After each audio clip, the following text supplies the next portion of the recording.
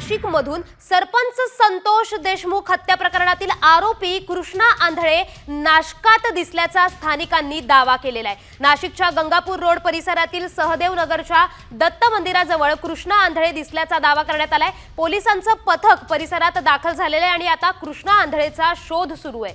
तर आताच्या घडीची सगळ्यात मोठी बातमी आपण पाहतोय।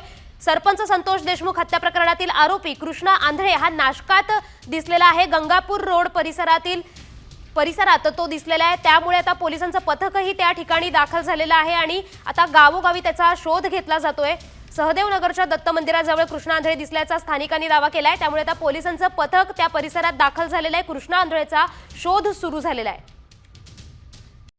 कॉमस्कोर नुसार आता isakal.com आहे देशातील नंबर 1 ची मराठी न्यूज वेबसाईट। प्रत्येक अपडेटसाठी isakal.com ला नक्की भेट द्या।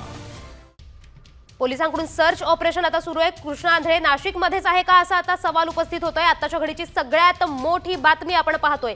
सरपंच संतोष देशमुख हत्या प्रकरणातील कृष्णा आंधळे हा आरोपी आहे आणि तो फरार होता। आता तो नाशकात दिसल्याचा स्थानिकांनी दावा केलेला आहे। नाशिकच्या गंगापूर रोड परिसरात तो दिसलेला आहे असं दावा करण्यात येतोय। सहदेव नगरच्या दत्त मंदिराजवळ तो दिसलाय असा स्थानिकांनी दावा केलेला आहे आणि त्याचमुळे आता पोलिसांचं पथकही तिथे पोहोचलेलं आहे। कृष्णा आंधळेचा आता शोध सुरू आहे। पोलिसांचं सर्च ऑपरेशन सुरू आहे। त्यामुळे आता या परिसरातून कृष्णा आंधळे सापडतोय का हा सवाल उपस्थित होतोय। कृष्णा आंधळे नाशिकमध्ये आहे का असाही सवाल उपस्थित होतोय। तिकडच्या स्थानिकांनी दावा केलाय की तिकडे त्या गंगापूर रोड परिसरात सहदेव नगरच्या दत्त मंदिराजवळ कृष्णा आंधळे दिसण्यात आलाय असा दावा आता स्थानिकांनी केलेला आहे। सरपंच संतोष देशमुख हत्या प्रकरणाला 3 महिने उलटून गेले आहेत।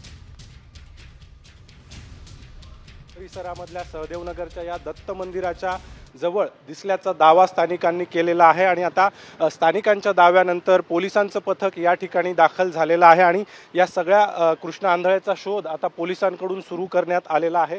ज्यांना कृष्णा आंधळे दिसला ते स्थानिक नागरिक आता आपल्या सोबत आहे। दादा, तुमचं नाव काय आणि नेमकं तुम्ही काय पाहिलं? मी ॲडव्होकेट गीतेश तानाजीराव बनकर, राहायला मी इथं आनंद हाईट्स बिल्डिंग आहे दत्त चौकाच्या बाजूलाच। सकाळी 9:15 साडेनऊच्या दरम्यान जेव्हा मी खाली आलो दर्शन घ्यायला, तर मंदिराच्या बाजूलाच 2 जण मास्क घालून उभे होते आणि त्यांनी कृष्णा आंधळेंनी जो मास्क खाली केला, एका सेकंडमध्ये त्याला ओळखलं आणि मला बघून तो तिथून असा पसार झाला। त्याच्या मागं जाता जाता तो मखमालाबादच्या दिशेने गेला आणि त्वरित गंगापूर पोलीस स्टेशनला फोन करून राजपूत साहेबांना लगेच बोलून घेतलं। इथं नेमकं तुम्ही ओळखलं कसं की तो कृष्णा आंधळे? गेल्या 2 दिवसापासून आपण बघतोच एका बातम्या अशा आल्या का तो नाशकात फिरतोय आणि 3 महिन्यापासून जे काही बीडचं जे काही संतोष देशमुखांचं जे काही प्रकरण चालू आहे सगळे बघतोय आपण। त्याच्यामुळं 1 मिनिटांनी किंवा 1 सेकंड पण नाही बघितलं आणि लगेच गंगापूर पोलीस स्टेशनला फोन केला।